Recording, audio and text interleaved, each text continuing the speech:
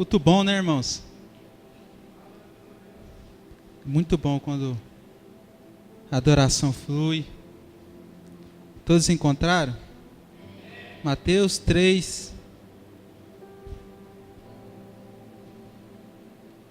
versículo 2. Versículo 1, vamos ver o 1 e o 2. Naqueles dias, apareceu João Batista pregando no deserto da Judéia e dizendo: arrependei-vos, pois está próximo o reino dos céus. Agora eu quero que você abra não, né? Já estamos na página, Mateus 4, versículo 17. Mateus 4, versículo 17. Desde então, começou Jesus a pregar: arrependei-vos, pois está próximo o reino dos céus. Eu queria que você abrisse em Atos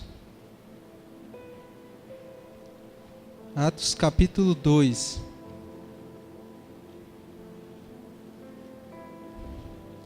Atos 2, versículo 37 e 38. Ouvindo eles isto, afligiram-se em seu coração e perguntaram a Pedro e aos demais apóstolos: que faremos, irmãos? Uma pergunta. Disse-lhes Pedro: arrependei-vos e cada um de vós seja batizados em nome de Jesus Cristo para perdão dos pecados, e recebereis o dom do Espírito Santo. Feche seus olhos. Pai, em nome de Jesus Cristo, nós lemos a sua palavra, Pai. Nós te pedimos que ela venha fluir, ó Pai, que venha ser uma palavra que venha encontrar uma boa terra, Senhor. Que seja uma semente lançada nos corações. Que a tua graça e o teu amor, ó Pai, esteja sobre nós. Em nome de Jesus. Amém. Irmãos, eu peguei alguns textos sobre arrependimento, né? Vocês repararam que todos os textos que nós lemos, ele fala sobre arrependimento. E então, João Batista, quando ele começa o seu ministério, João Batista, ele foi aquele profeta que foi chamado para preparar o caminho do Senhor, para que quando Jesus viesse, as pessoas falassem: mas quem que é esse Jesus aí que... Então João Batista veio para informar, veio falar: ó, tá vindo alguém aí que é maior do que eu. E a pregação de João Batista era essa: arrependei-vos, pois está próximo o reino dos céus. Vem Jesus, e Jesus começa a pregar. Jesus é batizado, Jesus é tentado pelo diabo, e Jesus, da mesma forma, ele começa o seu ministério pregando. Ele fala: arrependei-vos, pois está próximo o reino dos céus. Daí Jesus começa o ministério, chama os discípulos, capacita eles, morre na cruz. Os discípulos começam a pregar. Numa primeira pregação pública, né, onde as pessoas ouviram o evangelho, as pessoas ouviram o evangelho e perguntaram: mas e agora, o que nós vamos fazer? E Pedro falou: vocês têm que se arrepender e ser batizados em nome de Jesus. Então, o arrependimento, ele é a porta para você entrar no reino dos céus, no reino de Deus, que seja. Só que o arrependimento, vamos falar um pouquinho sobre arrependimento, ele tem 3 estágios. E é isso que eu queria pregar. O arrependimento, ele tem 3 estágios.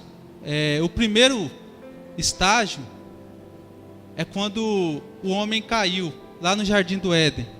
Todos conhecem a história, né? Deus criou a mulher e o homem colocou no jardim, veio a serpente, enganou a mulher e depois enganou o homem. E quando Adão come daquele fruto, quando Adão comeu daquele fruto, ele sentiu vergonha. E a Bíblia fala que ele se escondeu, e Deus apareceu para ele e falou: Adão, o homem, onde você está?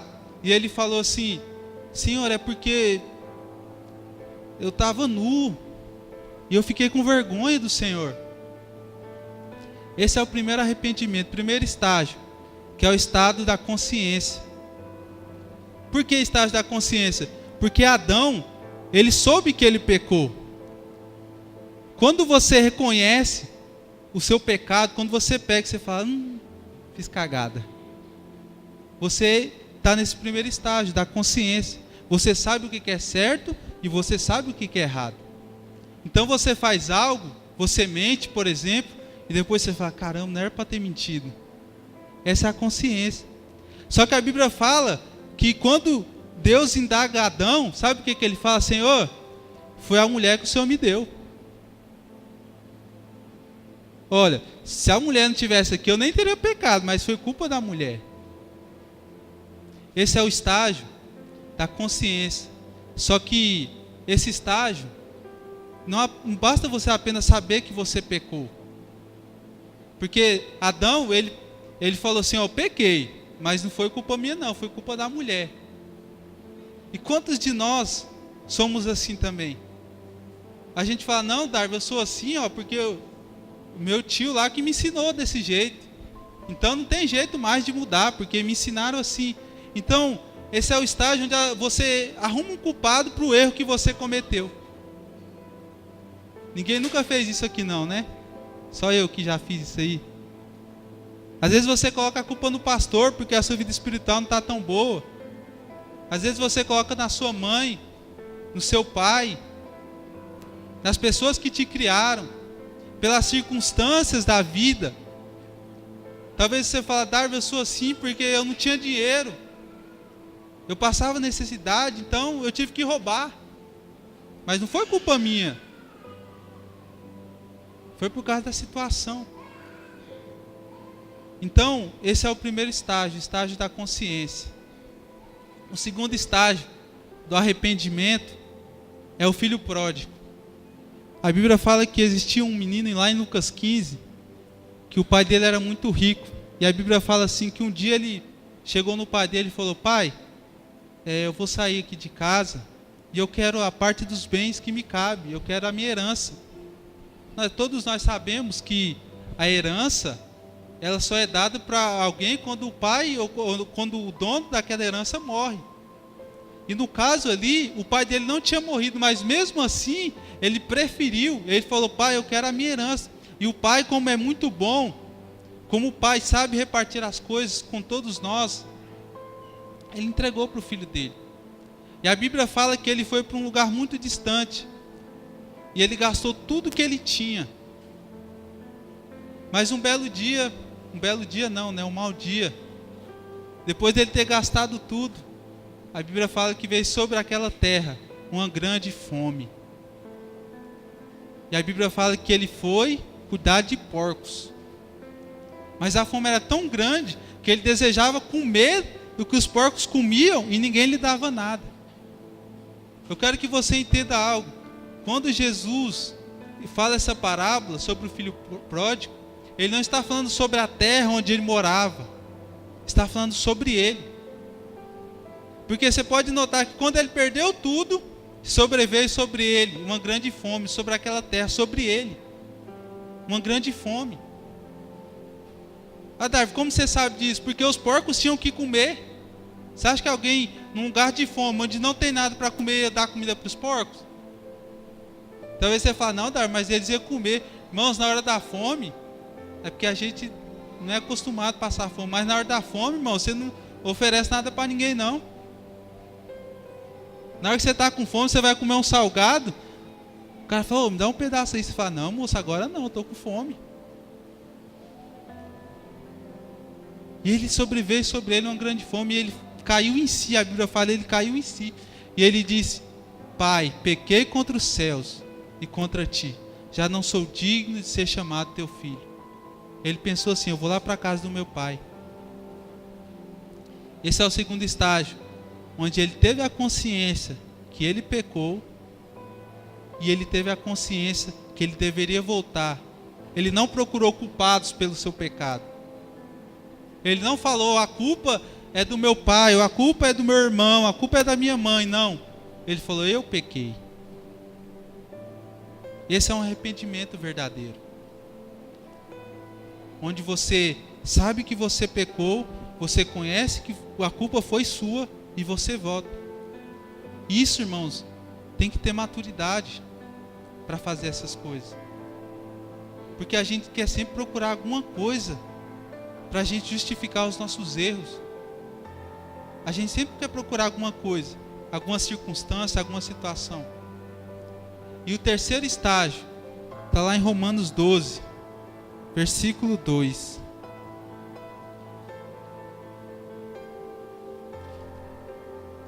Esse é um texto.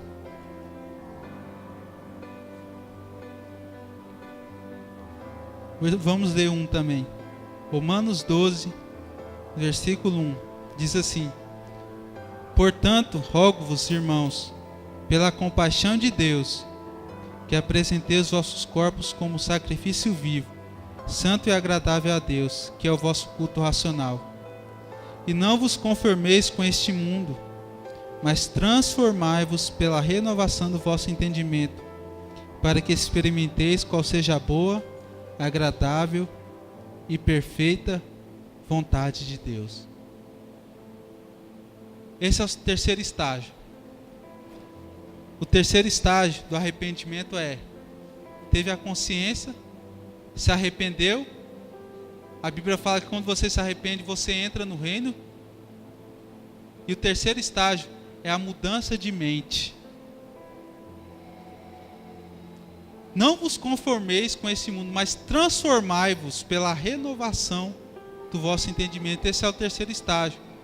Por quê, Dar? Porque quando você se arrepende, você entra no reino.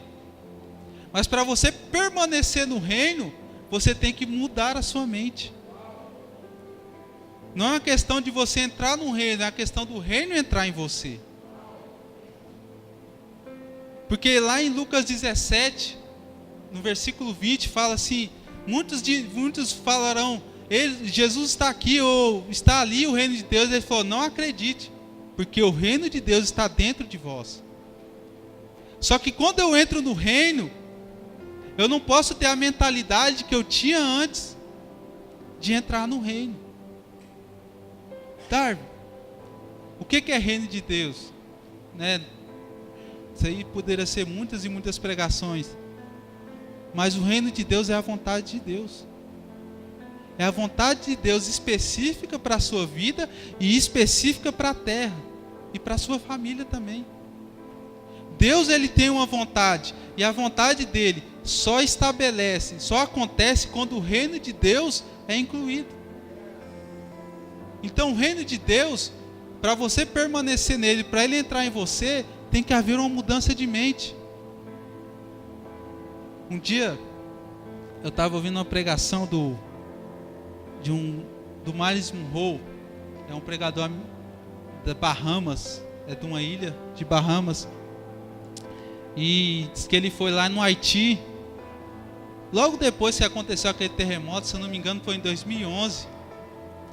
E quando ele chegou lá no Haiti, aquela destruição que tinha acontecido, se você viu naquele tempo as notícias. Mas quando ele saiu do aeroporto, que ele foi visitar lá o lugar no país dele lá, e quando ele chega lá, vê um carro muito chique, para ali na frente. Ele estranhou, falou: poxa, aconteceu um terremoto aqui, para um carro desse. Entrou no carro, o carro tinha água, o carro tinha tudo. E ele foi andando na cidade, ele foi vendo a destruição, muitas pessoas lá com dificuldades. Daí ele contando, ele falou que quando ele entrou na embaixada do país dele, que era Bahamas, ele estranhou, ele falou: moço, quando ele chegou lá, estava tudo bonitinho, tinha aquele chafariz jogando água, a grama verde. Daí ele entrou lá dentro, o cara falou assim: ó, esse aqui é seu quarto. Diz que o quarto era muito grande, parecia uma casa, tão grande que era. Ele falou, chegou no embaixador e falou assim: mas eu não estou entendendo. Eu vim lá, entrei no carro, aqui está tudo bonitinho, mas eu olho lá para fora e eu vejo aquela destruição. Por que a gente está assim aqui, dentro dessa embaixada e lá fora? Ele falou assim, o embaixador falou para ele, que quando você entrou aqui nessa embaixada, você já não está mais no reino do Haiti, você está no reino de Bahamas. Quando você entra no reino de Deus, você não vive nas circunstâncias que a terra vive. Você vive nas circunstâncias que o céu vive. Quando nós estávamos começando a adorar, eu comecei a olhar na minha mão e eu vi uns pó de ouro. Eu falei, cara, esse é o reino de Deus. Porque lá no reino de Deus, o que tem lá no céu? Tem ouro. Pra você pisar ainda em cima, não é para você pegar e falar, nossa, que bonito, é para você pisar em cima. As ruas são de ouro, então é a manifestação do reino. Então, quando nós vivemos no reino, nós não vivemos de acordo com o que a terra vive. Não estou falando agora para você falar, não, agora eu não vou fazer mais nada, vou viver só na igreja. Não. Porque o reino de Deus está dentro de você. Onde você vai, o reino de Deus está lá. Se todo mundo virasse pastor, não, agora você é pastor. Quem que pregaria nas universidades? Quem que seria o representante do reino de Deus na faculdade? No seu trabalho, na sua escola, na sua casa? Não teria. Então, Deus, Ele estabelece o reino de Deus dentro de você. Para onde quer que você vá, o reino de Deus se estabeleça. A vontade de Deus é que todos os homens sejam salvos. Essa é a vontade de Deus. Ele não obriga ninguém a ser salvo, mas é a vontade dele. E quem que ele vai usar? Você.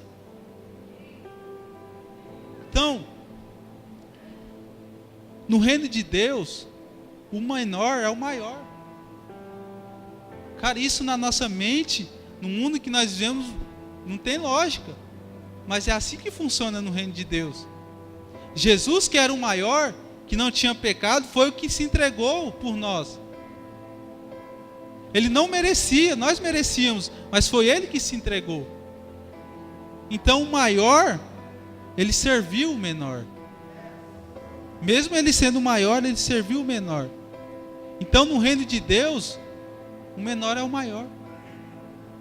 Essas coisas, se nós formos olhar pela ótica da terra aqui que nós vivemos, não tem sentido. Os humildes que vão herdar o reino de Deus, todas essas coisas. Então, muitos discípulos pensaram que ia ser alguma coisa, falaram, não, vão andar com Jesus. E eles morreram por amor a Jesus. Então, o que eu quero que você entenda, você é a manifestação de Jesus sobre a terra. Irmãos, essa palavra, ela é para dar um entendimento. É para nós entendermos ela. Não é uma pregação bonita, né? Não é uma pregação... Mas o pastor Daniel falou no domingo, eu estou preocupado mais que você entenda o que você fala, nossa, que culto legal, que palavra legal. Irmãos, nós precisamos buscar o reino de Deus. Lá em Mateus 6, versículo 10, Jesus ele nos ensina uma oração. Lá em Lucas fala, né, que os discípulos chegaram em Jesus e falaram, Senhor, ensina-nos a orar. E ele começou a ensinar essa oração do Pai Nosso. Eu creio que essa oração do Pai Nosso não é para virar uma reza, para nós ficar, Pai Nosso está no céu, repetir 10 vezes. Né? Quando você peca, fala, não, eu vou orar 10 vezes o Pai Nosso, 50 Ave Maria. Não é para isso que funciona a oração do Pai Nosso. A oração do Pai Nosso é um entendimento. E ele falou assim, vocês devem orar assim, Pai Nosso que estás nos céus. Primeira mentalidade que nós temos que ter é que Deus é nosso Pai. E ele fala lá, venha a nós o teu reino, faça a sua vontade, assim na terra como é no céu. Então a vontade de Deus é que a terra se transforme nos céus. Às vezes nós estamos esperando Jesus voltar para a gente morar no céu. Jesus quer que você viva o céu hoje, agora. Que você viva as manifestações do reino de Deus. Irmãos, esse negócio de pó de ouro vai ser... Deus vai fazer nesses últimos dias coisas maiores. Talvez você fale, Darwin, mas hoje a igreja está toda lascada. A igreja só está pensando em dinheiro, irmãos. Deus tem um propósito para os últimos dias. Às vezes você olha a igreja assim, você fala, eu não estou falando aqui a igreja, eu estou falando num contexto geral. Você fala, Darwin, o trem só vai de mal a pior. Foi assim que eu aprendi no começo da minha fé. Não, Darwin, a igreja só vai piorando. Irmãos, Deus tem um propósito para os últimos dias.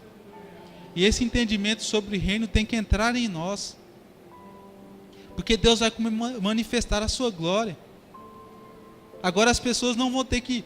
não, agora eu tenho que ir lá na igreja, porque alguém tem que orar por mim, tem que ungir as mãos, e chama o pastor, e chama o obreiro, e chama o segundo pastor, o terceiro pastor.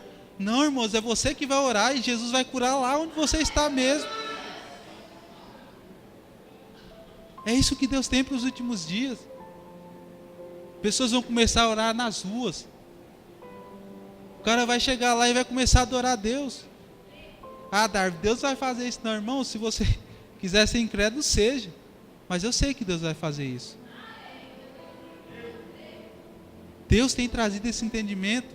E não é só para mim, eu tenho ouvido muitas pessoas ministrar e eu creio nisso. Deus tem um propósito para esses últimos dias. E para você viver esse propósito, a vontade de Deus, você precisa entrar no reino. Você precisa entrar na vontade de Deus. Romanos 12 fala, você tem que renovar a sua mente para você experimentar qual seja a boa, agradável e perfeita vontade de Deus. A vontade de Deus só acontece quando você muda a sua mente, a sua mentalidade. Talvez você está olhando aqui e fala, Deus não vai fazer mais nada, porque eu estou vendo aqui que não está certo. Mas os planos de Deus, eles são maiores do que os nossos. Eles são muito mais elevados do que o nosso. Então nós precisamos viver essa realidade. Nós precisamos viver isso. Nós não temos que orar só quando nós vemos a igreja. Irmãos, eu não estou anulando a igreja, falando que você não precisa vir na igreja. Pelo contrário. Você precisa estar inserido no corpo de Cristo. Porque senão você morre. Se arrancar esse meu braço e deixar lá fora do corpo, ele vai morrer, ele vai secar. Você precisa estar inserido no corpo de Cristo. Mas você não precisa orar só quando você vem à igreja. Você pode orar na sua casa. Você pode adorar a Deus na sua casa. Tira tempo com Deus. Você não precisa esperar apenas o pastor vir pregar no domingo ou na quarta. Você tem a palavra de Deus também para você ler. Você também tem o Espírito Santo. Eu também não estou anulando o pastor é aquele que Deus colocou para ensinar. Mas nós não podemos parar. Nós temos que fluir, nós temos a Bíblia, nós temos o Espírito Santo. O véu foi rasgado. Jesus é o sacerdote eterno. O sacerdote no Antigo Testamento, você tinha que ir até a ele, e ele tinha que matar um cordeiro, tinha que matar um boi, uma pomba que seja, para você ser perdoado, para você entrar no Santo dos Santos, uma vez por ano, só o sacerdote que entrava.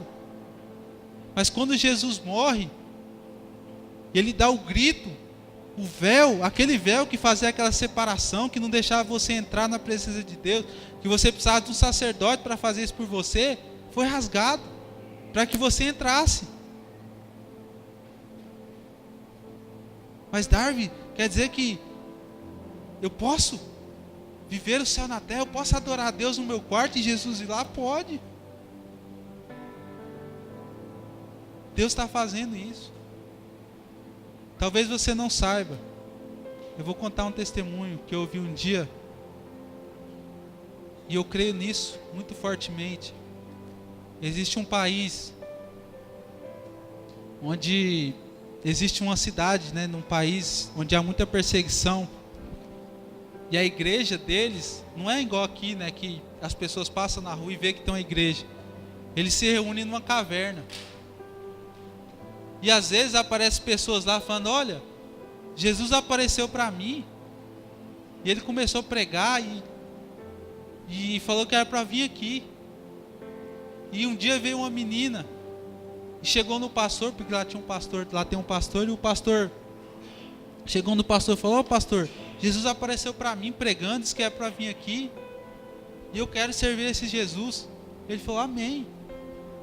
E ela foi para a casa dela e sempre ela ia nos cultos. E um dia ela chegou no pastor e falou, pastor, eu vou pregar para minha família. Porque a minha família está enganada. Eu vou pregar, eu vou falar sobre esse Jesus que transformou a minha vida. O pastor falou assim, olha, você pode até pregar, mas tem uma certeza, quase absoluta, que eles vão te matar. Você pode ter uma certeza, eles vão querer te matar. Ela falou, pastor, eu vou pregar para eles. Eu vou falar para eles que Jesus apareceu para mim. O pastor falou, então tá bom. E quando ela chega na família dela, ela chega no pai dela, na família dela e fala, olha, eu queria falar para vocês que eu sou cristão, Jesus apareceu para mim, eu estou servindo a Jesus. E o pai dela falou assim, eu sei que você serve a Jesus. Ela falou, você sabe? Eu sei, porque já tem 4 vezes que eu peguei e coloquei veneno na sua comida e você não morreu. Irmãos, Jesus está fazendo coisas que a gente não está vendo. Jesus está aparecendo para as pessoas, onde não pode ser pregado o Evangelho. Talvez você fale, Darwin, então quer dizer que nós não precisamos pregar o Evangelho, que Jesus vai pregar? Não, são apenas coisas que Jesus faz, mas foi incumbido a nós. Jesus falou, ide por todo mundo e pregai o Evangelho. Jesus colocou essa responsabilidade sobre nós, mas nós só vamos viver a vontade de Deus, o propósito que Deus tem para a nossa vida, em específico e coletivo, porque Deus tem um propósito específico para a minha vida e coletivo, que é para toda a igreja. Jesus tem um propósito para você e tem um propósito coletivo com a igreja, mas você só vai viver isso se você se arrepender e se você transformar a sua mente e entrar no reino de Deus. Amém? Eu quero que você fique sobre os seus pés.